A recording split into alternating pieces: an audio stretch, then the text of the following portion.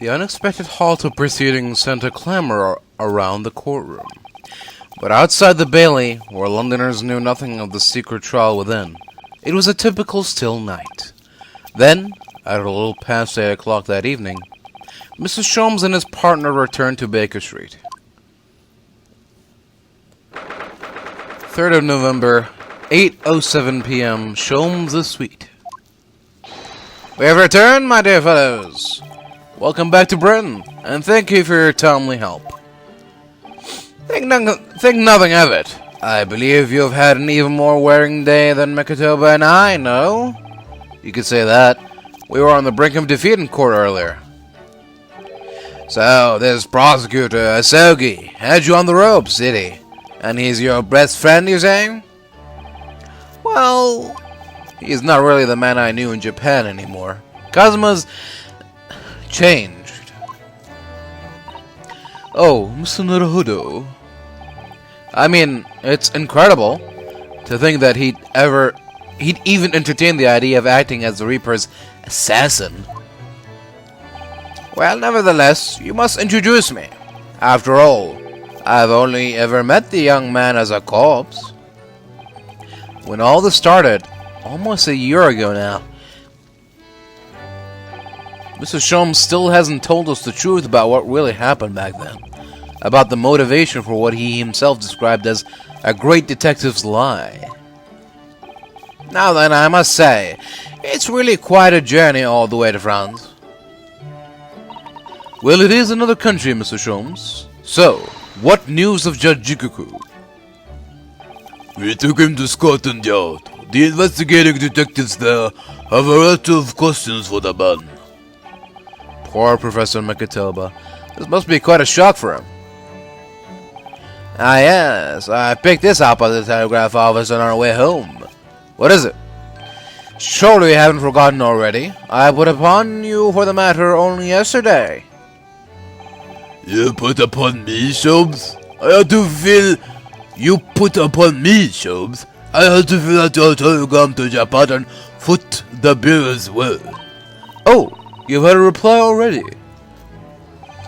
What was so urgent though, Mr. Sholmes? Such matters can wait until later. I am far too hungry for an involved conversation at present.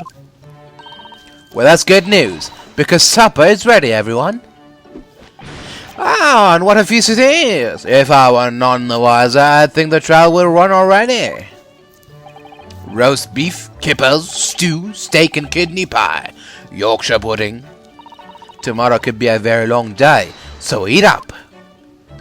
In that case, I think I'll seat myself just here. This place appears to be the only set with a helping of pheasant as well. Oh, sorry, Early, not there. Why ever not? Are we in set places this evening? Yeah, and that place is for Susie's daddy. For me? That's right, I made it specially for you, Professor Mickey. I see. Well, that's terribly kind of you. It's a shame, really. What do you mean? Well, for a brief moment I believed it. That Susie and I were half sisters, I mean. Oh! No! Iris, do you mean... Yeah, I know now. I overheard yesterday. I secretly listened in to the conversation he had after I tricked you all to think I'd left. What?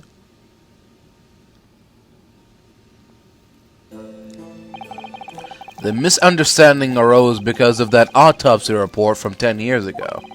But actually, it turned out that neither Dr. Wilson nor Professor Meketoba are Iris's father. Yes, about that, Iris. You know, Oh, no. You can't tell me at the moment. Oh, Iris. The pheasant is by way of an apology. I'm sorry for eavesdropping. No, that's quite alright. Then why don't I get my apologetic pheasant? So just who is Iris's father? I suppose that's not something we'll be finding out today. So then, let us dine, while our largely pheasantless plates are still piping hot. A fine idea, Sholmes. It all looks absolutely delicious. Eat as much as you like. There are always seconds. This could be our last chance to ask questions before tomorrow's trial. About that telegram from Japan, and about Kazuma. I can't let this opportunity slip away.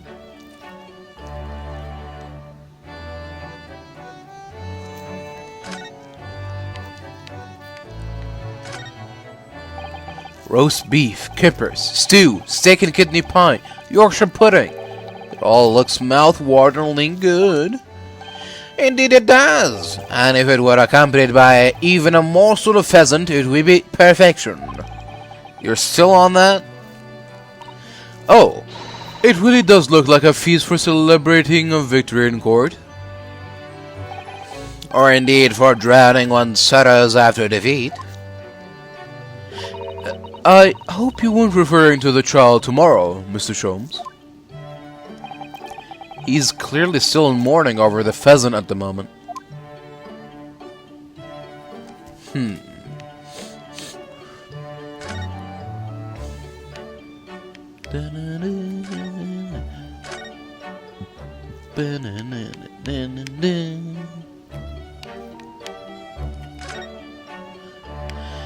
Well, there we go. Here goes nothing. Mr. Sholmes, what are you doing? Surely it's abundantly clear that I wasn't brooding over Mikatabu's refusal to share his pheasant with me. Nevertheless, I felt the need to withdraw from the social circle for a while and look on with hungry eyes. Sorry, Early, but I'll cook that pheasant especially for Susie's daddy. Even though I've played the role of father to you for far longer. Mr. Sholmes, could I discuss some things with you? Certainly, my dear fellow. I find myself quite in the mood for a spell of conversation. No doubt you're hungry to learn more of my deep love of game. I can probably contain my curiosity on that one. You needn't look at me in that fashion. In what fashion? It seems that before we discuss the pheasant, we have some rather unpheasant matter to discuss. Yeah, you can say that.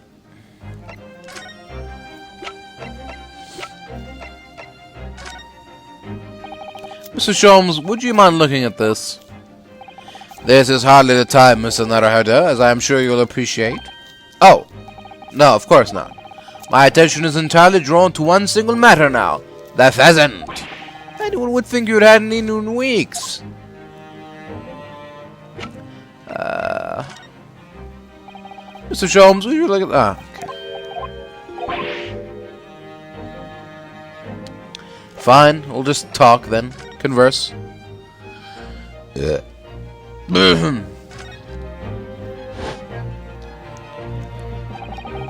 That tragedy we had to go through on the SS Buria. It was all for nothing. Cosmo wasn't dead at all. We were completely taken in by the lie you told us. Your great detective's lie.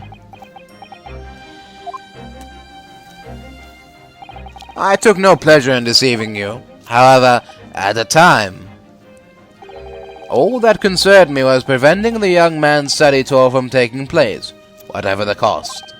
What? I capitalized on the events that transpired to see that he was sent back to Japan. His remains, you mean? Precisely, Mrs. Sato. And then, I made sure that somebody else was sent to Britain in his stead. Oh my, you mean... The arrangements between our two countries was already in place. One university student lawyer and one judicial assistant to be accommodated on a study tour. In other words, by arranging for someone else to fill the place originally intended for Mr. Asogi, I would successfully prevent the man from arriving on our shores for several years at least. Wait, do you mean to say that it was all in aid of stopping Cosmo coming to Britain? That's why you... Think back, Mr. Naruhodo. Was there not somebody who quite casually urged you to continue on the voyage to England? The terms of the study tour were negotiated by the Department of Justice in both Great Britain and Japan. In the light of Mr. Asogi's unfortunate death, I am afraid the study tour can no longer go ahead.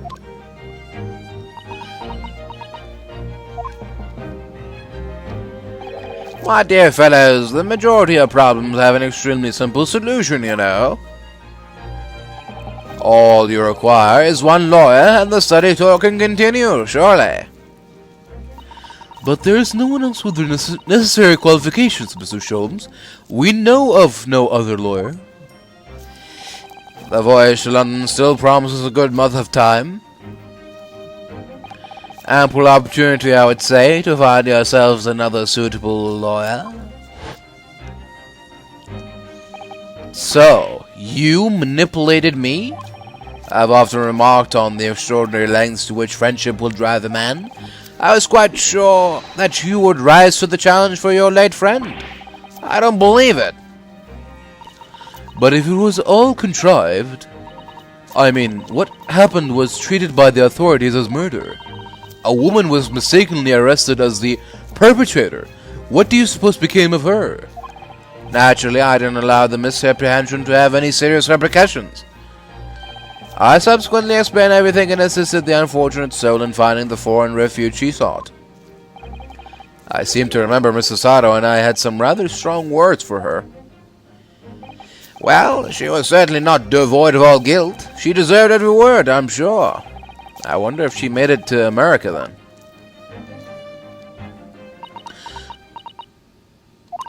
I am afraid I simply cannot comprehend it. Why would you go to such lengths, Mr. Sholmes? Why were you so determined to stop Kazuma-sama from reaching Britain?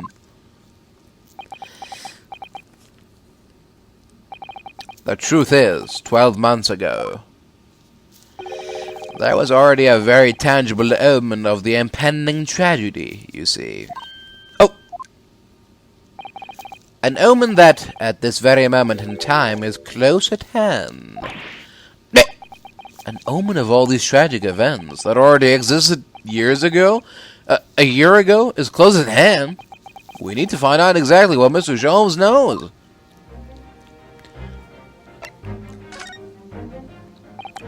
So, what was in the telegram you received back from Japan, then? Ah, this? I thank my lucky stars that arrived in time. Record found as indicated. Duplicate follows. K. Asogi, A. Shin, T. Gregson, J. Wilson. What? Those 4 names. We've come across that exact same list before. They came up in that unforgettable case last spring. What appeared to be a simple case of aggravated murder turned out to be masking monumental intrigue. A plot that involved the sale of British governmental secrets to foreign states. In exposing the means by which those secrets were being leaked, we deciphered a fragment of a message. K. Asogi, A. Shin, T. Gregson, J. Wilson. Well, we didn't find the names out until the case was over, and we never did get to the bottom of what they meant. All we knew was that the information had been sent by somebody in the British government to somebody in Japan. So, why are the names coming up again now? Yes, where did the sender of your telegram discover them, Mr. Sholmes? I have here the message I had wired yesterday. Allow me to read it to you. Enter Judge Jikuku's office undetected and investigate telegram records. Expect to find communication from Britain dated 1 year ago. List of 4 names. Need by tomorrow. Naruhodo. I sent it to a detective I know who specializes in clandestine missions of this nature. You asked Inspector Hasanoga to undertake such an onerous task for you? And in my name? I wonder what guise he opted for this time.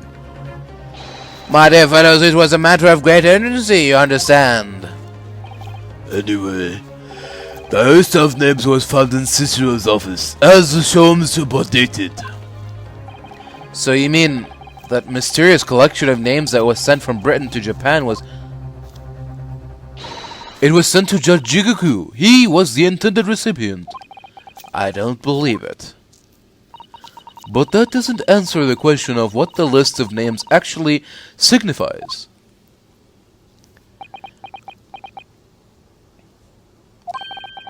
I did formulate a hypothesis about that, but without a shred of evidence, I couldn't possibly have shared it.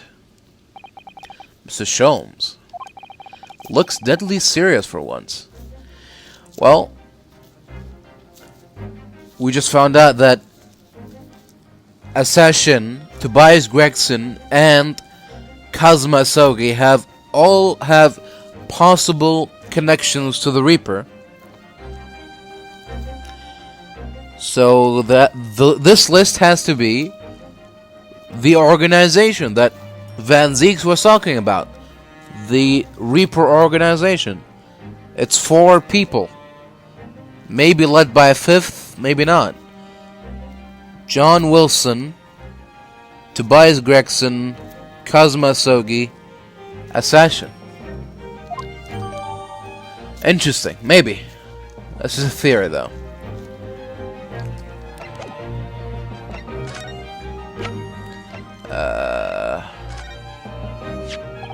There was no room for doubt with your instructions in this telegram, Mr. Sholmes. You were very clear that it was Judge Jikuku's office that should be searched, so... Let me read it. Okay. Oh, Hasanoga. There you go. You obviously knew that's where the list of names would be found. K. Asugi, A. Shin, T. Gregson, G. Wilson. J. Wilson. But we only learned of those 4 names just over 6 months ago now. And only because they appeared as part of the top secret government communications that were leaked. That's true, yes. But at the time you were unaware of the background. You see, those 4 names were wired to Japan around 6 months before that. Approximately this time last year, in fact, when you were both still in Japan. It really would be hypocrisy on my part to reprove others for intercepting state secrets. Because after all, I'm perpetually eavesdropping on communications between the British and Japanese governments. You're perpetually doing what? How? Never mind the details, but you should know. No secret is safe from Harlock Sholmes when he has designs on knowing it. Oh my, Mr. Sholmes, what a fabulous line. Now, 1 month after that list of 4 names was wired to the recipient, Jikuku in Japan, Dr. John H. Wilson was murdered. But as soon as I learned of the incident, a hypothesis rapidly took shape in my mind. As it turned out, I was partly correct and partly mistaken. Nevertheless, it was the beginning of all the tragic events that were to follow. Mr. Sholmes, please, tell us all you know. Tell us about these 4 names and the tragedy to which they are all connected somehow.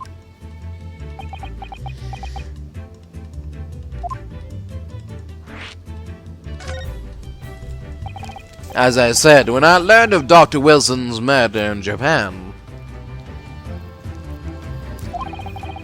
my mind immediately turned to those 4 names. Because, you see, there was someone else on the list who I believe to be recently deceased. What? Who? A Shin, as it was transcribed in Japanese script. In actual fact, Miss Asa Shin. That was a familiar name to me. She was a professional killer, well known among London's unsavory classes. Oh, I see. But she had completely vanished from existence several months before Wilson's murder. So I came to the logical conclusion that she had herself been killed. And accordingly, I became fearful for the lives of the remaining 2 persons on the list. Kei Asogi and T. Gregson. Owing to our proximity, I decided to take measures to protect Gregson myself. But I determined it would be safest if young Asogi were to stay away from Britain. So that's why he went to such lengths to prevent his study tour from going ahead. Exactly. So, you already knew who Kazuma-sama was, Mr. Sholmes? Oh yes, Sholmes and I have exchanged correspondence for years. I'd recounted many tales about Asogi to him in my letters. The news of Dr. Wilson's death, of course. So, Dr. Wilson is dead then? Oh, didn't know. Oh, Iris. I know he wasn't my daddy, but still, that's very sad. I am so sorry, Iris. We knew the significance of the name, obviously, but we just couldn't bring ourselves to tell you. Nah. But what you just told us, Mr. Sholmes, doesn't completely tie in with the facts. There's one big hole in your hypothesis. A big hole, Mr. Naruhodo? Ah, yes. You mean about assassin, I presume. Oh, of course. Exactly. She wasn't killed, was she? She was in Japan, posing as a visiting student under the assumed name of Giselle Brett. I'm glad you're keeping up, my dear fellow, but I only became aware of that fact 2 days ago, in the foyer of the Great Waterloo Hotel. And upon hearing that startling revelation, the hypothesis I had formed surrounding those 4 names was completely turned topsy. What? Topsy?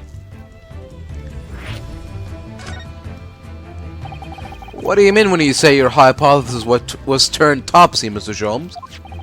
I had believed all 4 names on the list to be the names of victims. However, I was mistaken. Very much so. Assassin was a killer. So this telegram is a list of both victims and killers, is it? Indeed, and it would seem that Miss Shin was dispatched from Britain with the sole intention of dispatching Dr. Wilson. Her visiting student status being merely a front.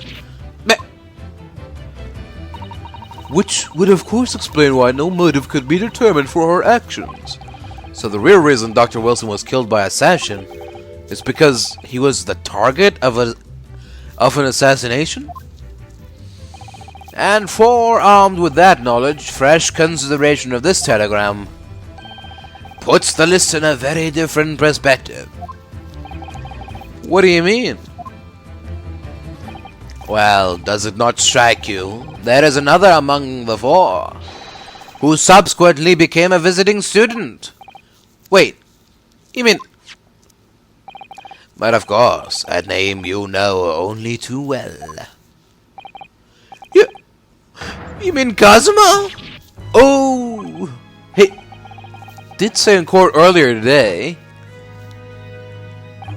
Yes, on the 30th of October I accompanied Inspector Gregson to Dunkirk in order to carry out a mission. And the mission was the assassination of the Mark. Young Mr. Asogi accepted that mission a year ago now. Surely not. In conclusion, this document is a contract of sorts. An international agreement, one might say, detailing an assassin exchange. An assassin exchange? How could Cosmo possibly have got involved in something like that?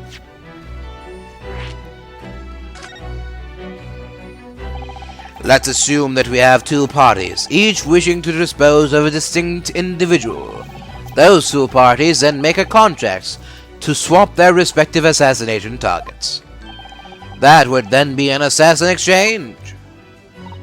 So, to begin with, the British assassin is dispatched as a visiting student to Japan, where she kills her target. And then the Japanese assassin is dispatched as a visiting student to Britain in order to eliminate his target. It certainly does sound like an exchange. But what on earth is the point? Don't forget, Naruhodo, that the British assassin at least escaped conviction. Thanks to the erratic immunity offered by consular jurisdiction. Oh yeah. Such jurisdiction should be null and void under the terms of the new treaty between our two countries. So the fact that it was brought into play suggests intervention at the very highest levels. The highest levels? These matters were two sides of the same coin, linked not by a common motive, but by contractual agreement. As such, they appeared utterly unrelated, yet in truth, the assassins were complicit in one singular devilish scheme. That disassociation and the safeguard of diplomatic immunity were, I believe, the motivation behind this plot. But wait a minute, Sholmes. If it is a telegram, it really is describing the exchange of assassins as you're suggesting. It would mean that the Japanese killer's target was never Cicero Jigeko at all. It would mean Asoki's target was actually Inspector Gregson. What? Cosmo was here for Gregson? So Judge Jiku wasn't actually the mark? Yes, that's exactly what it would mean.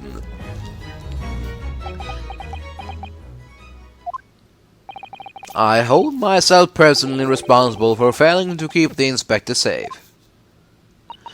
Mr. Sholmes, I told him of my fears and implored him to seek a transfer to an overseas position. Obviously, with the young pickpocket in tow. Yes, Gina. Come to think of it, Inspector Gregson did mention that to us at the Great Exhibition. That he'd be transferring to the Paris police and taking Gina with him. But without informing me, he engaged in one last assignment, it seems. And sadly, it turned out to be his very last. This is too much to take in.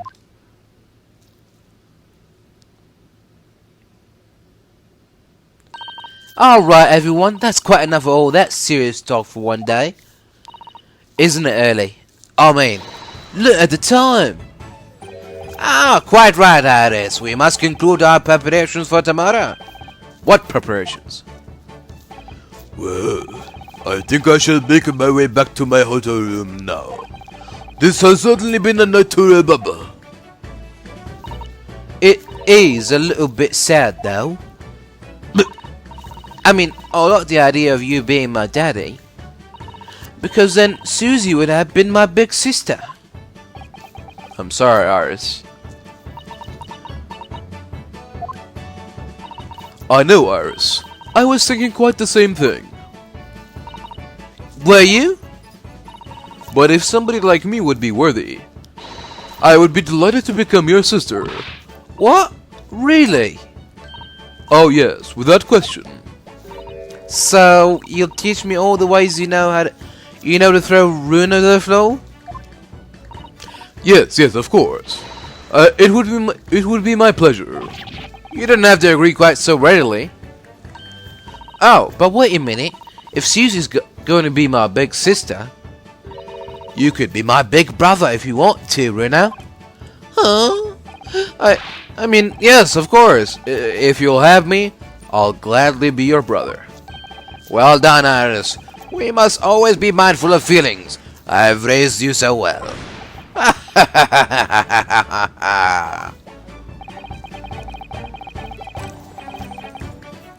Because being sensitive is your strong suit, naturally.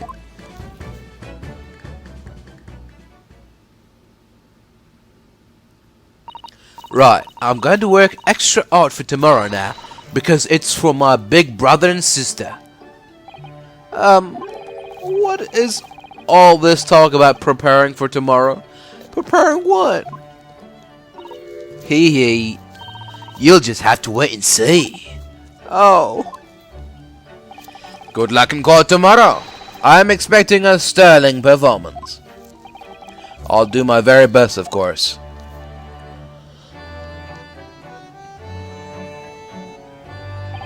So, the overnight break in the trial's proceedings became a crucial turning point, exposing new truths whilst posing new conundrums.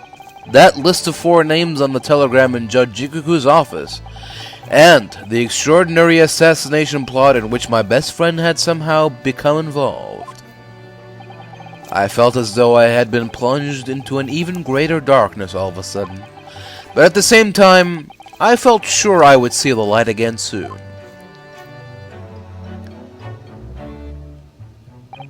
Because I was lucky enough to have the most wonderful family in the world standing steadfastly behind me.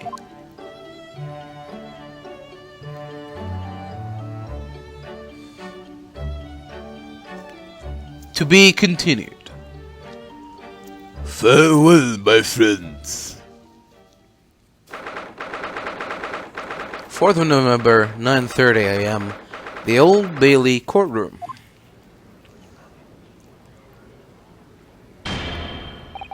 Before we begin today, I have a brief announcement.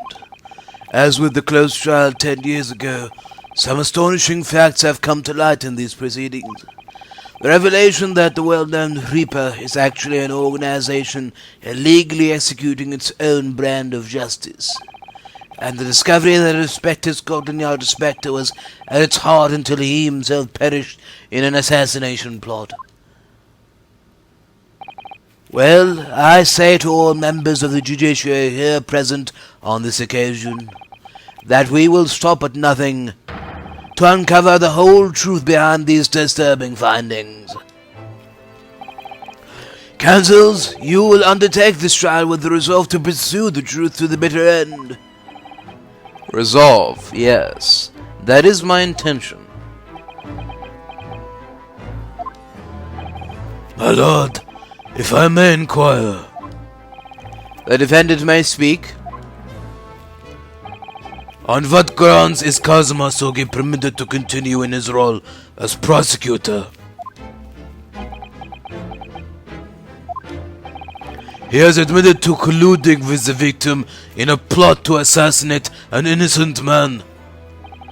He shouldn't be enjoying the privilege of freedom, let alone be leading the prosecution.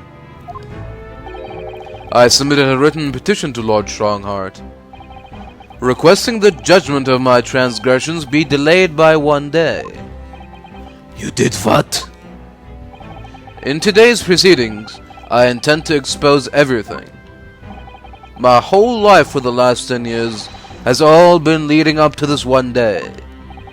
Kazuma, whatever the outcome of this trial, I give my word that I will accept whatever punishment is deemed appropriate, however severe. And I suggest you prepare yourself for the same, Reaper.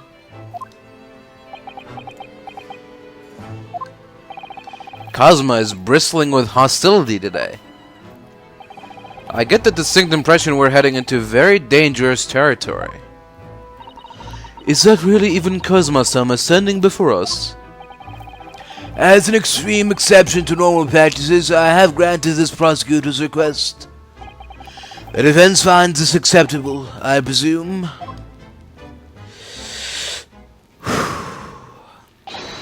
Yes, my lord.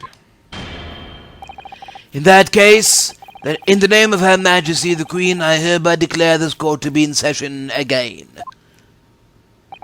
We resume the closed hearing of Baroque Van Zeeks. The defense is ready, my lord. The prosecution is more than ready. Very well then, this preamble has taken long enough. Prosecutor Sergei, begin! As you wish, my lord. The prosecution calls the first witness to the stand. Bring Seishiro Jikuku into the courtroom. At last, then, we've reached the final battle. He's putting literally everything on the line now in order to get to the truth.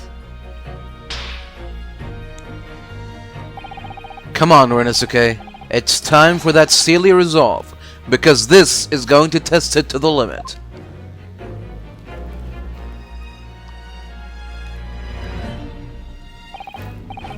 Witness, state your name and occupation for the court. So, it was you who issued this, was it? Your subpoena. I did what was necessary.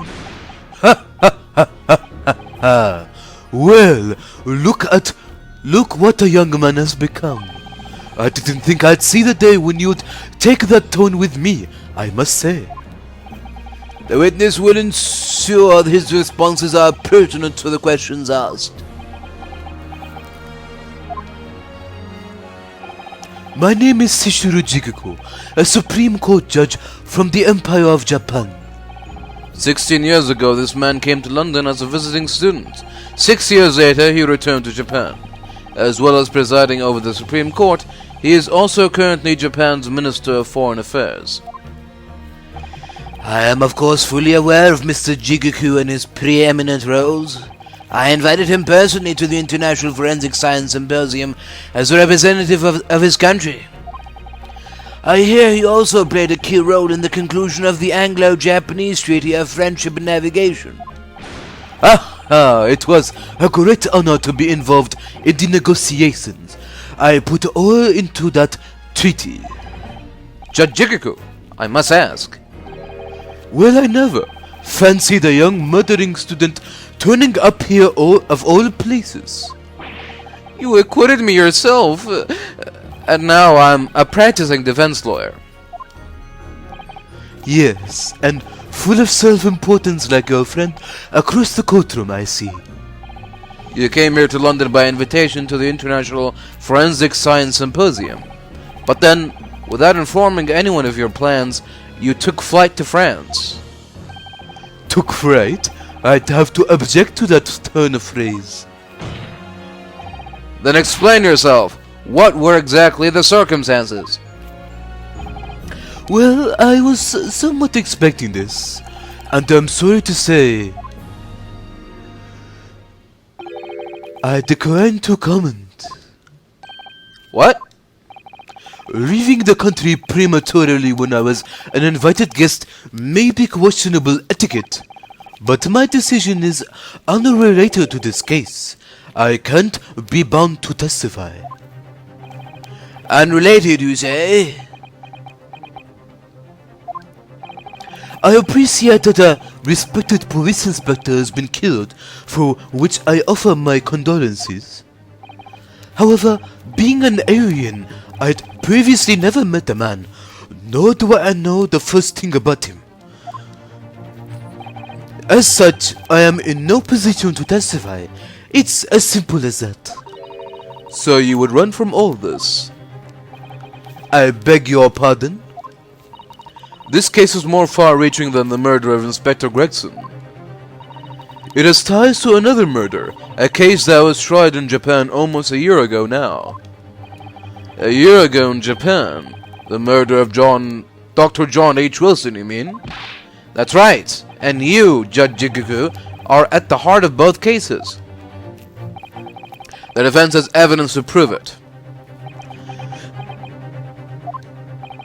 Well, Renosuke, I see from the look in your eyes that you're resolved to carry this through to the very end, too. Let's see your evidence, then.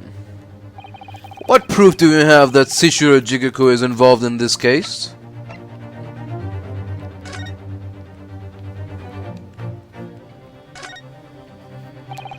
You see these little things all over the place, don't you? It's the part on the top of a pocket watch that you twist to set the time, isn't it? It's called the crown, I believe. A watch would be quite useless without one. The crown, like what sits on top of monarch's head, that's a very grand name for such a tiny part. But actually, yes, Mr. Naruhodo? If this is a crown, I have a feeling I might have seen a monarch around here somewhere with a very bare head. If by monarch you mean pocket watch, then I'm quite sure you have. There we go. And then we go here, examine the little nubbin. What do you think, Mrs. Sato? I feel sure I know exactly what will fit here.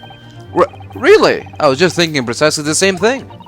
We're about to see that little round component is actually part of Inspector Gregson's broken pocket watch. Really? I was just thinking precisely that too.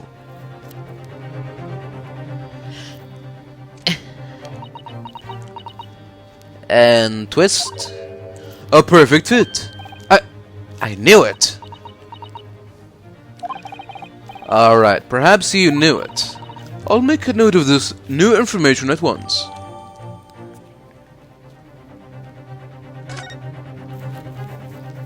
There we go.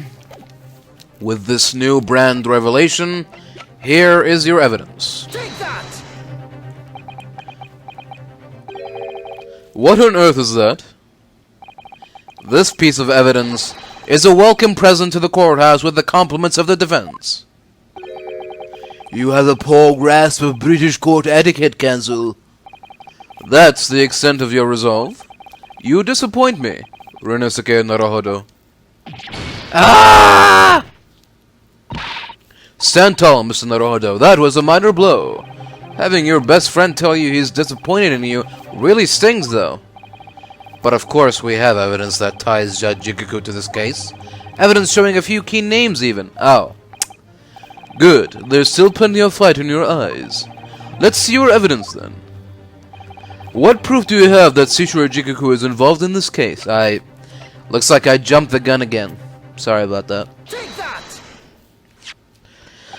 This is a telegram detailing a communication sent between Britain and Japan approximately 1 year ago. The communication contained 4 names: K. Asogi, A. Shin, T. Gregson, and J. Will... You, Ritu! Where did you get that? I found it. In your office. What? How on earth did you... What's all this about? Why is my name on that list? This list of 4 names follows a certain pattern. T. Gregson and J. Wilson are the names of victims. K. Asogi and A. Shin are the names of assassins. No! A year ago in Tokyo, Dr. John H. Wilson's life was taken in a Western-style restaurant in the capital. The culprit was found to be a visiting student who went by the name of Giselle Brett, but her real name was Asa Shin, a professional killer sent on a mission to kill from Great Britain. A. Shin and her victim J. Wilson.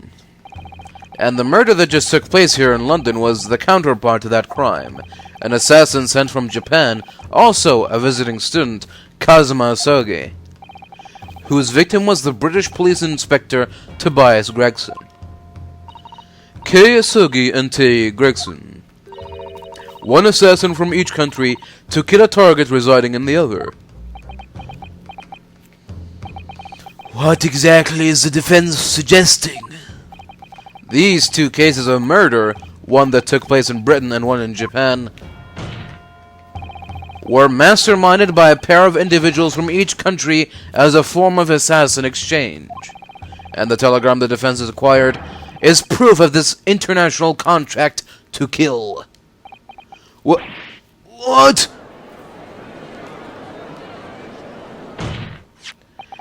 The telegram was found in your office, Judge Jikuku. In other words, the mastermind in Japan was you. Judge Jikuku, what's this all about? And you, Kazuma, You lied. During yesterday's proceedings, you acknowledged that you'd accepted the assassination mission, but the mark wasn't Judge Jikuku at all. It was T. Gregson, Detective Inspector of Scotland Yard, as shown by the name on the killing contract. Very impressive, Renosuke. But actually, I didn't lie. The name of the target I was ordered to kill never passed my lips yesterday. The idea that Shishiro Jikuku was the mark came entirely from you. You deliberately avoided saying a name? The defense claims these 4 names indicate some sort of international assassin exchange. I'm sure I speak for all present when I say that the very idea seems utterly absurd. Well, Mr. Jikuku, what do you have to say for yourself? His silence only goes to prove his guilt. There's another very important point that this new development brings to light. There is now a distinct possibility that the scene of Inspector Gregson's actual murder was in the witness's cabin aboard the SS Grouse. Judge Jikuku, you have to testify now. To refuse would put you in contempt of court.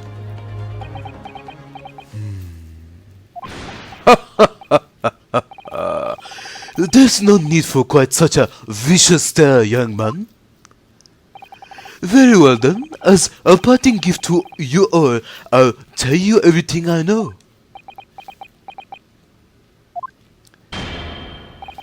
It seems this Japanese gentleman has information that the court must hear about the alleged assassin exchange and the events of the night of the 31st of October. Present your formal testimony now. Hey, as you wish, my lord.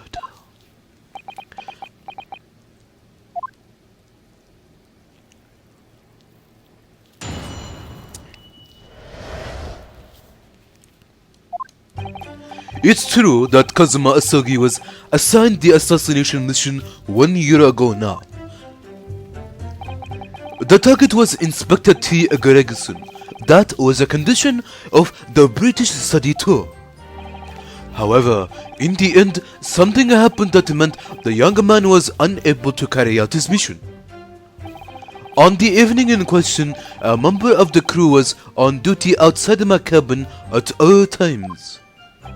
If there had been a shot fired, the crewman would have heard it, so clearly I cannot be involved.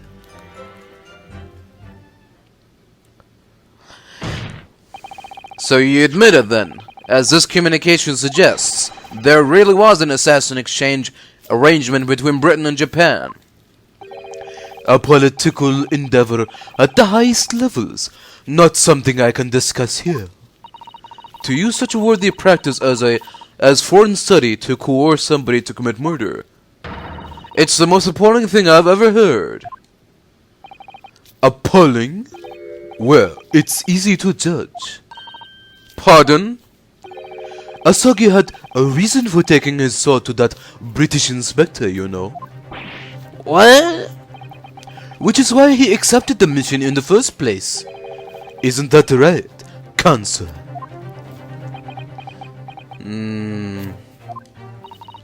Kazuma-sama. Judge Jikuku, if you are the mastermind behind this operation in Japan, then tell the court the identity of your counterpart in Britain. I am not obliged to divulge that information. As I said yesterday, I have killed nobody. I freely admit that I accepted the mission, but on the night when the plan was to be executed, I backed out. In short, this assassin exchange that the defense has identified is unrelated to the events of this case. The crucial point is this. Your police inspector can't have perished aboard that steamship in Dunkirk, because if he'd been shot in the cabin, it's inconceivable that a member of the crew wouldn't have heard it. That's right. Gregson was killed after returning to London, in the room on Fresno Street. And the perpetrator of the crime was the Reaper, Barak Van Zieks. The prosecution's accusation remains unchanged. To think that a seemingly innocent foreign exchange program was a facade for such Machiavellian dealings. Clearly it's a plot only a government minister and high-ranking judge such as the witness could hope to execute. Well, I seem to recall that it was someone on the British side who controlled everything. Be that as it may, it is not the place of this court to pursue this villainous assassin exchange plot.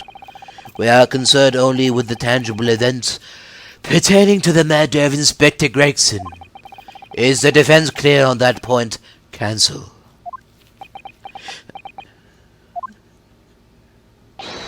Yes, my lord. I'll keep that in mind as I cross-examine the witness.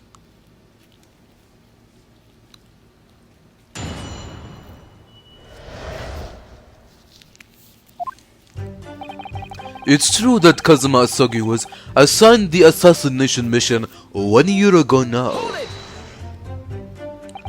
A year ago, when Kazuma was still in Japan then. Correct. It was at the examination center for applicants for the study tour that I approached him. I'll never forget it. I remember exactly what you said. You just came out and asked me forthright if I'd consider traveling to Britain on an assassination mission. Surely not. I thought it was a joke at first, of course, but then it was made clear to me that if I didn't accept, I wouldn't be considered for the study tour. So you agreed to it, just for that? I mean, I know how much you wanted to study in England, but assassination? The Emperor of Japan had accepted a proposal from the British Empire at the time, an agreement to send a student from each country to the others to deepen cultural understanding and the friendship. But behind the scenes, the chosen students were to be given assassination missions. I had no choice but to accept the proposal that originated from my British counterpart. Why? Why didn't you expose the plot there and then?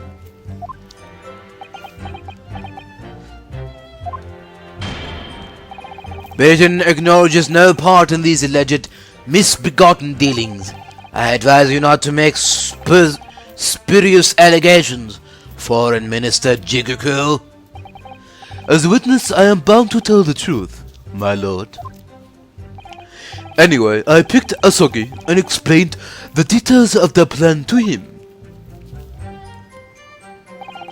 The target was Inspector T. Gregson. That was a condition of the British study tour. Why Kazuma? Why did you pick him as the assassin? He was the most capable of all the applicants, and in addition, I knew his desire to travel to Britain was very strong. In fact, it was almost more than a desire. It was his whole purpose in life. Yeah, as his best friend I can certainly attest to that. The way he threw himself into his studies, the way he pursued becoming qualified as a lawyer, it was all ultimately for that one single goal of being accepted on a study tour to Britain. And of course, we know the reason behind that. He was determined to find out for himself the truth about his father, Genshin Asogi. There's nothing I wouldn't have done to get here, be that agreeing to assume the role of an assassin or betraying people's trust. Well, you certainly did a fine job of betraying mine, Asogi. But why was Inspector Gregson the target? I have no idea. Those were the orders from Britain. I was in no position to question them. You have no idea? Really? I found that hard to believe. Oh, do you? Jujikuku was once a visiting student here in Britain himself, of course. Perhaps he has some connection with Inspector Gregson from that time. The defense really ought to catch up. With what? With the fact that the assassin exchange has absolutely nothing to do with the case under scrutiny here. Yes, I've already admitted to recruiting Asogi. However, in the end, something happened that meant the young man was unable to carry out his mission. I presume you're referring to the incident that occurred during Cosma's passage to Britain in January. The awful case of the speckled band that took place on the steamship. Word arrived at the ministry some 2 weeks after the ship's departure from our shores. The visiting student had been killed, but his body had somehow gone missing in Hong Kong. The news was wired to me from a detective at placed on the ship to accompany the assassin. Obviously, Cosma didn't actually die at all, but he did lose his memory, including all details about his special mission.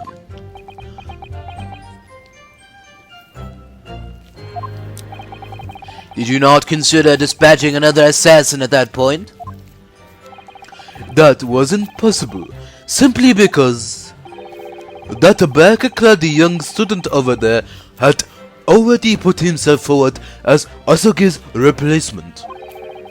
And there was no way to stop him from reaching Britain. Ah, My hands were completely tied. so Mr. Sholmes' strategy worked perfectly. He predicted everything that would happen. Months later, my memory returned, but I'd never intended to go through with the assassination mission anyway. So, you were playing me right from the outset, were you? Is that it?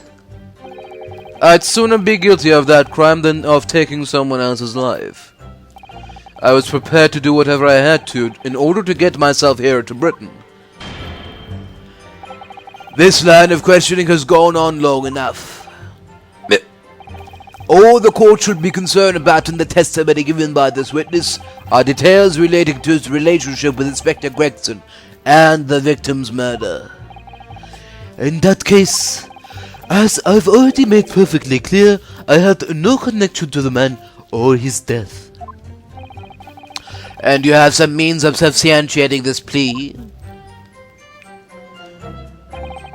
On the evening in question, a member of the crew was on duty outside my cabin at all times. Outside her cabin in the first-class area of the SS Grouse, you mean? Yes, that's right. Not least because there was a murder of a student passenger early in the year, I imagine. The Liana operators have taken to posting a crewman outside every first-class cabin door.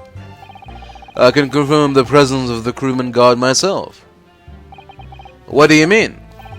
Because I accompanied Inspector Gregson to Dunkirk that night. I witnessed it with my own eyes.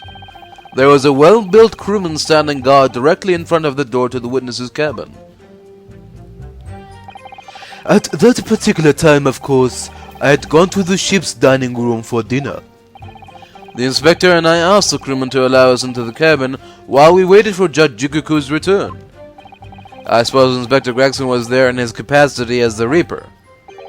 He was intending to take the witness's life. Exactly. As I've said numerous times now, I had no intention of killing anyone. So the crewman let two potential assassins into the cabin he was supposed to be guarding? Not the most convincing of centuries, really. In truth, those were my thoughts too. But anyway, I stayed to talk with Inspector Gregson for a short while, and then I left him there and made my way off the ship alone. Was the guard still at the door when he went?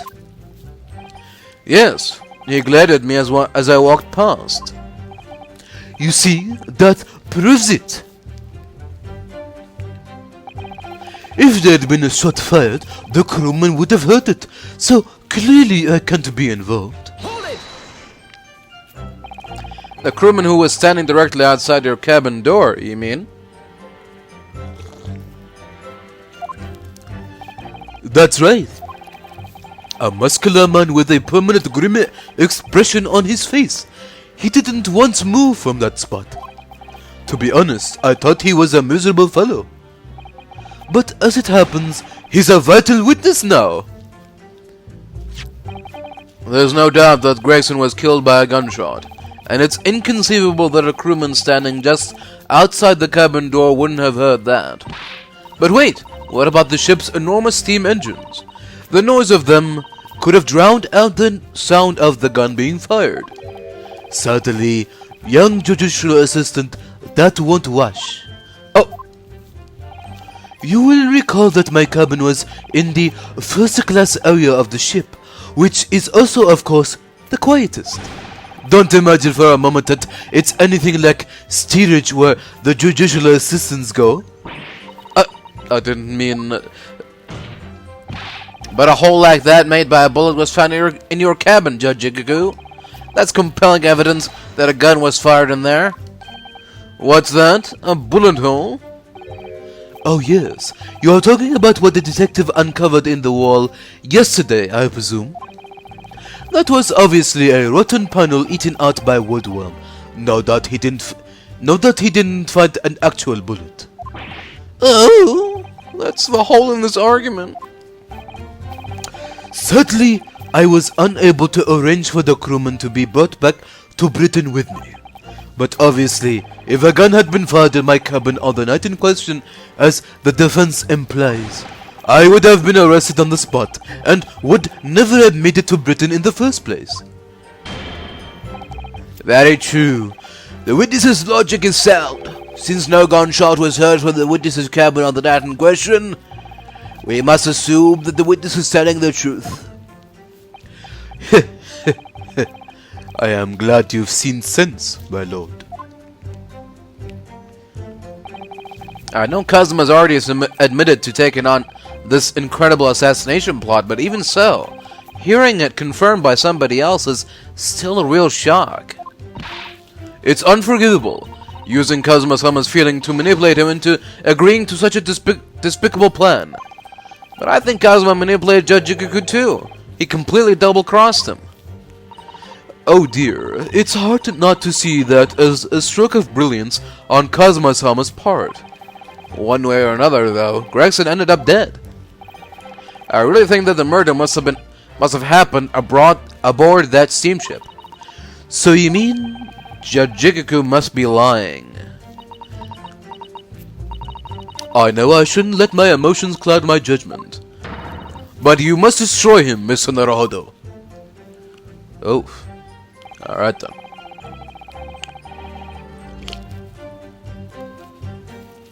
How do we prove that?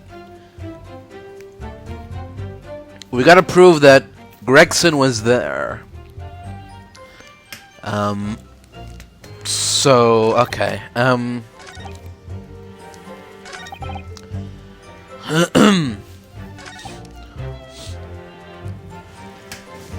right.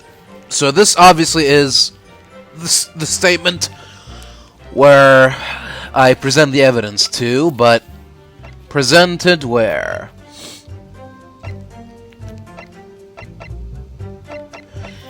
Do we just present the piece that's related to the watch,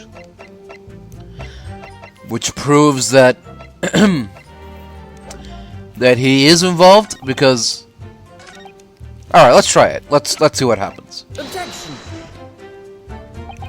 The witness's last statement exhibits a fundamental inconsistency.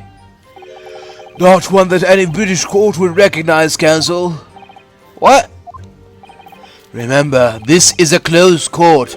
Whatever fate befalls you in here, no one outside will ever know.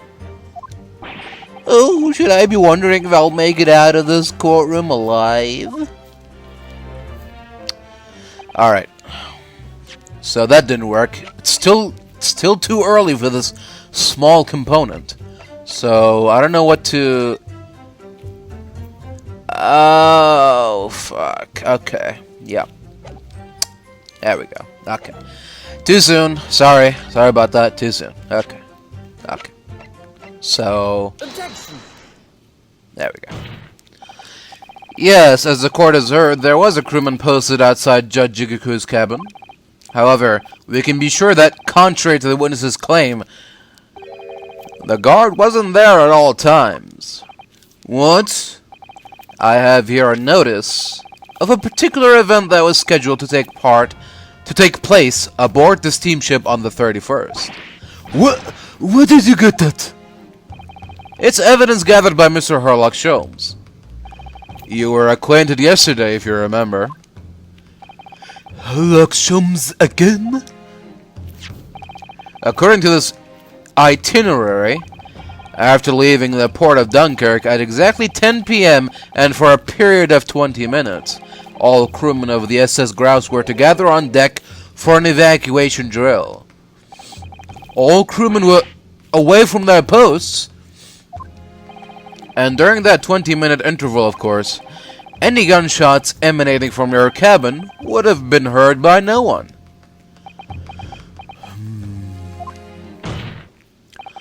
In summary, Judge Ikiku, you had ample opportunity to commit the crime. Objection! A 20-minute window of opportunity. That's an excellent find, Renosuke, but it amounts to nothing. Why? Because the witness clearly stated in his testimony that no incident occurred in his cabin. Unless we have some decisive evidence that can show his testimony to be false, your accusation is nothing more than conjecture. Very true. Well, Counsel? Inspector Gregson was killed in Judge Ikiku's cabin that night. I'm certain of it. Because the defense has the evidence to prove it. You will present the evidence for the defense at once, Counsel. What proof do you have that the victim's life was taken in Judge Ikiku's cabin on the 31st of October? Take that! Judge Ikiku, this was found in your cabin yesterday. What is that? The crown of a pocket watch? A pocket watch? And if you'll observe, the victim's pocket watch, which we know he treasured, is missing precisely that part. It can't be. Moreover, this crown is a perfect fit on the spindle protruding from the victim's watch. Now, the fact that this was retrieved from Judge Ikiku's cabin tells us that the victim's watch almost certainly broke there. Grrr. In other words, the victim was killed on the 31st during the 20-minute evacuation drill. In the cabin occupied by you, Judge Ikiku. Well, you're always so sharp, aren't you, you young murderer? Objection! Expertly maneuvered, Renosuke. And your argument sounds entirely plausible, at first. But rather like this pocket watch, it's full of cracks. What? And I believe Judge Ikiku feels the same way. I was wrong to acquit you earlier in the year. Sorry? If I'd known that it would result in anyone having to listen to this drivel, I would have declared you guilty just to spare the world your ridiculous bombast. I think it's clear that the witness will have to give further testimony. When you hear what actually happened in my cabin that night, you will notice the pitfall into which you've stumbled. Prior to a renewed testimony, I would like to clarify one point. The fact that this part of the victim's watch was discovered in your cabin means that you acknowledge he was there, I presume? Yes, I do. Very well then. You may proceed to give your formal testimony about what exactly happened in your cabin aboard the ship on the evening of the 31st of October. Of course. As a man of the law, I have no intention of obstructing justice.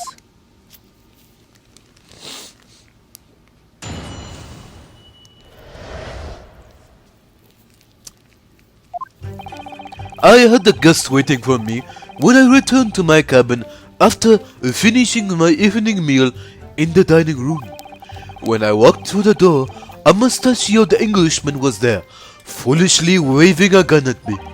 I soon took care of him with an Ippon Seiyuu throw. Ippon Seiyuu throw. Though, he couldn't wait to run away after that. I imagine his watch was broken when I threw him over my shoulder. It has nothing to do with his murder. The inspector was clearly killed having returned to Britain, because his body was found in London.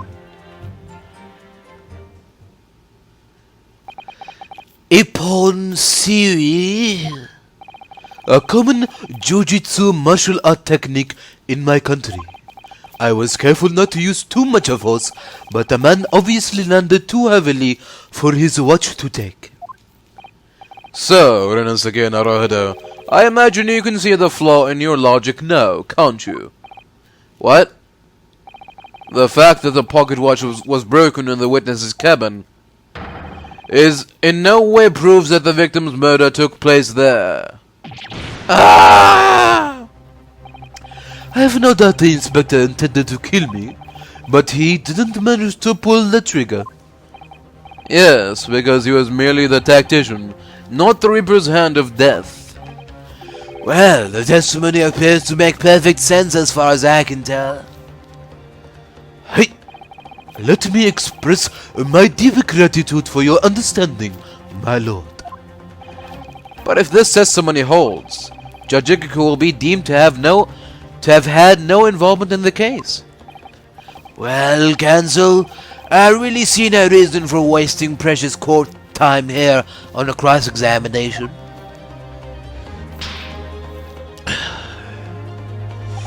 Sorry, my lord. The defense has a right to cross-examine, and I don't intend to squander that. You're an embarrassment to your countrymen, not knowing when you're beaten. In that case, proceed, Mr. Naruhodo.